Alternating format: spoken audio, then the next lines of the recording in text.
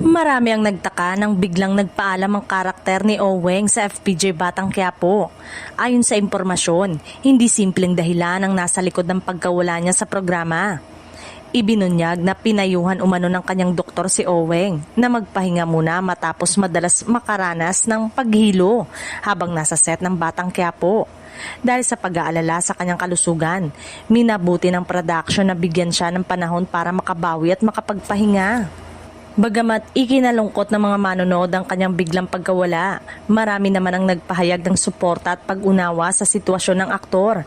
Inaasahan na kung magiging maayos ang kanyang kalagayan, posible siyang bumalik sa teleserye sa tamang panahon. Samantala, nananatiling aabangan ng fans kung paano igugulong ng kwento ang mga bagong eksena matapos ang pag-exit ng karakter ni Oweng, kung sino-sino ang mga bagong karakter na papalit sa mga karakter na nagpaalam na sa programa.